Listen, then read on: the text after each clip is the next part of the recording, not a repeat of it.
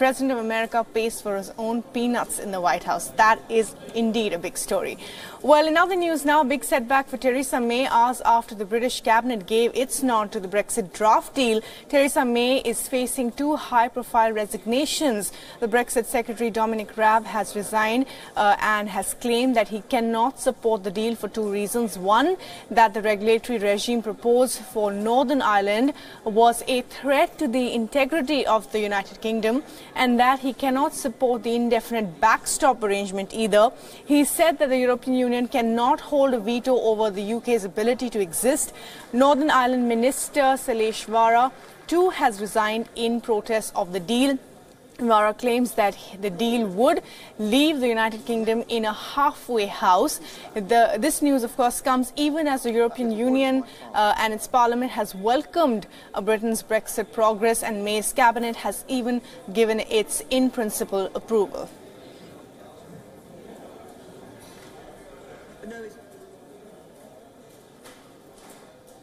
Mr. Speaker, the choice is clear. We can choose to leave with no deal, we can risk no Brexit at all, or we can choose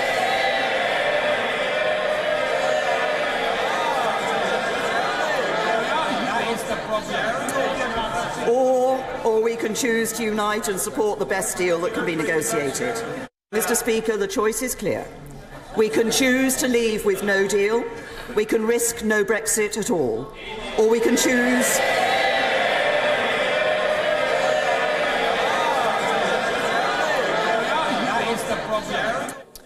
And well, remember, the deal must now be passed through the British House of Commons, where the Conservatives do not have a majority. The European Union needs to accept the deal for Brexit to be formalised. Between Great Britain and Northern Ireland. And Mandy Clark is now joining us live from London for the very latest updates on what is happening on the Brexit draft deal. And high drama today again. Mandy, we saw that back and forth yesterday in Parliament between Mr. Corbyn and, of course, Theresa May, and two high-profile exits today. This is really going down to the wire for Theresa May. It certainly is. You know, after that hard session in front of the House of Commons yesterday, she had a 5-hour cabinet meeting, really trying to get them on board.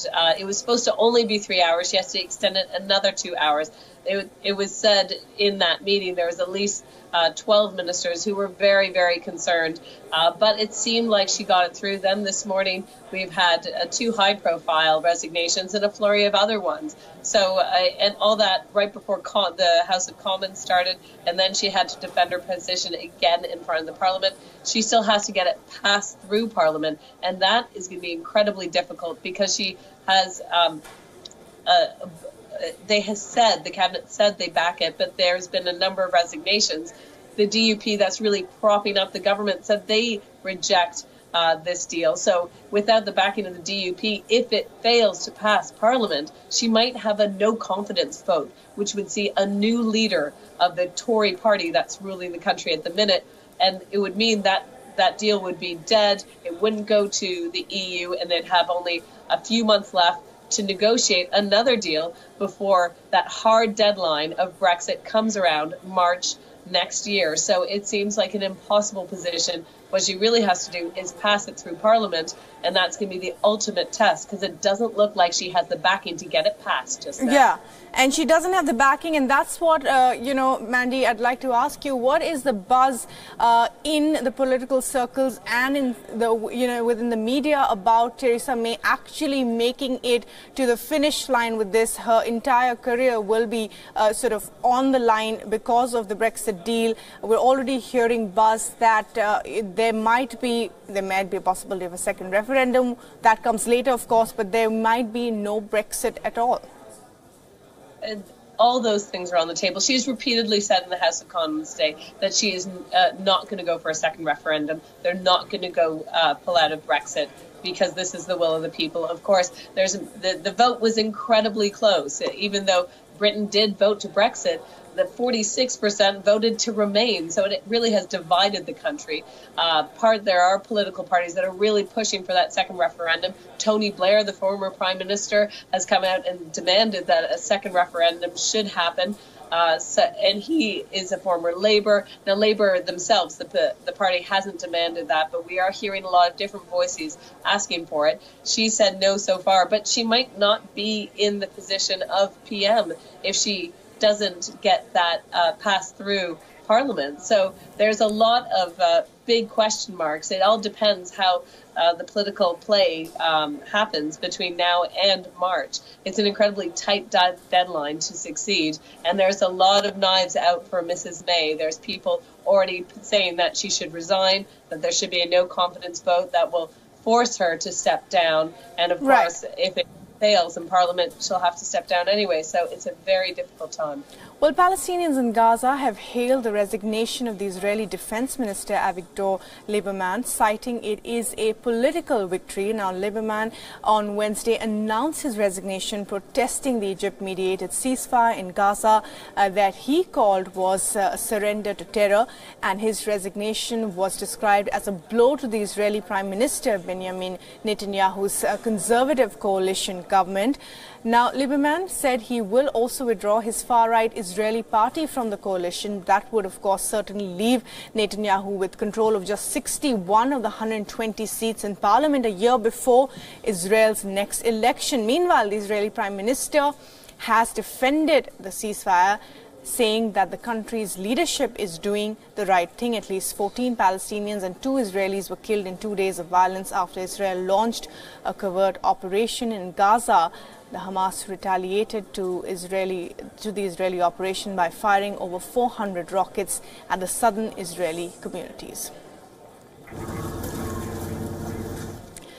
And Daniele Pagani, our Bureau Chief for West Asia, is now joining us live from the Gaza Strip. And Daniele, as you've been reporting through the day, things have abated as far as the violence is concerned, but mixed signals nonetheless about this ceasefire. Definitely, yes. So there is an uneasy calm prevailing as of now, both in Israel and in the Gaza Strip. You can see behind me one of the effects of the recent bombings. These was the television station that Hamas used to broadcast information within the Gaza Strip regarding foreign politics and current politics. The city is healing, the Strip is healing, but the uneasy calm prevails. Everyone knows that the ceasefire stands on very shaky ground, and everyone is following the development in the Israeli political world very closely to understand what kind of consequences that would bear. Meanwhile, Hamas considers what happened a victory. They consider that they prompted the resignation of the Israeli Defense Minister, now the former Israeli Defense Minister, Mr. Lieberman. So they consider this a victory. They consider a victory the current political crisis and the fact that the Israeli Prime Minister Benjamin Netanyahu may have to battle elections way earlier than he expected. Right, way earlier than expected. And so how big really is the turmoil within the within the Israeli government? I beg your pardon. Does this really mean that Netanyahu could be facing a very difficult time in the next few months or so? Well, the Israeli Prime Minister has been very smart along his career to, so to say, politically eliminate all the relevant competitors, but certainly maybe not in terms of numbers, because Mr. Lieberman was heading a small right-wing party, but in terms of perception among the people, he is definitely going to face a fierce opposition. The days to come, the months to come, will determine the outcome of a possible election. But even if elections are not held early, they're expected to be held on November the next year. The people in Israel are definitely unhappy about how Prime Minister Netanyahu have handled the relations with Gaza. They believe that much stronger action is needed. Well, Sri Lanka's political Game of Thrones doesn't seem to end either, and the question on everyone's mind is who is governing Sri Lanka? Who is the Prime Minister and the man in charge? A day after the chaotic voice vote in the Sri Lankan Parliament, similar scenes were seen again today when the Parliament convened this morning. Mahinda Rajapakse sat on the Prime Minister's chair, after which he made a speech where he slammed the Speaker and the UNP. Rajapaksa accused Ranil Wickremesinghe of running the country's economy down. He said that the ousted Prime Minister borrowed money from abroad. Rajapaksa also said that Sri Sena invited him to become Prime Minister. He said he will continue as the Prime Minister of the island nation after his speech. Scenes of unruly behaviour were seen inside the house. Some lawmakers threatened the Speaker. Bottles and dustbins were also thrown up in the air. The chaos followed because opposition parties had passed a no-confidence motion against Rajapaksa yesterday via a voice vote. The Speaker had recognized his loss. Though Rajapaksa's loss didn't mean an automatic win for Wickremesinghe, the ousted Prime Minister had claimed victory. But the onus of picking a new Prime Minister still remains with the country's President, and Sri Sena has said, added his own twist to the controversy. He says no confidence motion had no legality, no constitutionality, and therefore, in a letter put out by Sri Sena, he defended the appointment of Rajapaksa as the Prime Minister and claimed that he was appointed as per the provisions of the Constitution. Sri Sena also accused the Speaker, Jayasuriya, of ignoring and violating the constitutional provisions as well. And so all of this back and forth continues in Sri Lanka. Now, the constitutional crisis is throwing up a number of questions. The current situation is that both the Ranil Wickremesinghe camp as well as the Mahinda Rajapaksa camps are claiming majority. The United National Party insists that Wickremesinghe is the legitimate Prime Minister, while the Sri Lanka's People's Front is asserting that it's Rajapaksa who is the Prime Minister. Both sides are citing the Constitution to push their versions. The tug of war is leaving its impact on the island nation. Governance is in a state of flux. The decision-making has suffered as the country does not know who is the Prime Minister. It's only President Sri Sena who remains in command and is calling the shots. He remains the supreme commander of the armed forces. He controls defense forces and has full authority over the military and police. Over the next few weeks, the battle will shift back to the apex court. Rival camps have time till November 19 to file their objections. Hearing on petitions will continue on the 4th, 5th and 6th of December, and a verdict is expected on the 7th of December as well. Now, a few weeks after Lion Air Flight 610 crashed in Indonesia, fingers are now being pointed at Boeing, the company that had manufactured the aircraft. And Lion Air and US Pilots Group allege that Boeing withheld information about the new 737 MAX, a new plane that was inducted in August. It is alleged that Boeing did not tell the pilots about the new safety features. The manual that comes with the new Boeing aircraft allegedly did not mention that when the plane's computer detects a stall, it automatically triggers a response like lowering the nose of the airplane. The operational director of Lion Air issued this statement: "We don't have that manual of the Boeing 737 MAX 8. That's why we don't have the special training for the specific situation either."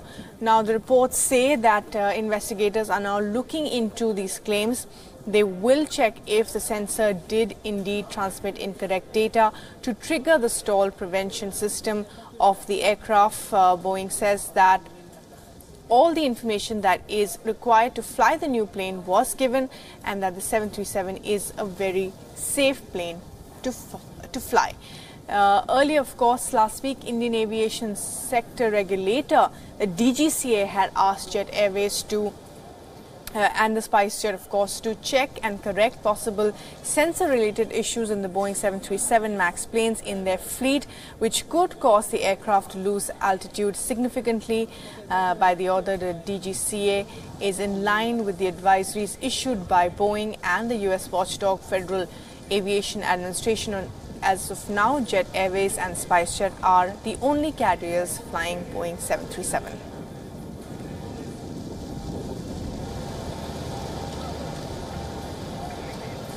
And diners in Bengaluru can now experience the high of dining 160 feet in the air. The first of its kind restaurant suspends the table mid-air to let diners enjoy their food. With a bit of adventure, WION's Nishita brings us this report.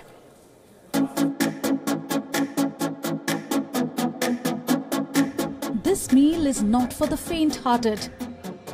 A suspended table, harnessed with 16 metal ropes, 160 feet in the air, A concept that has existed in nearly 64 countries has now arrived in India.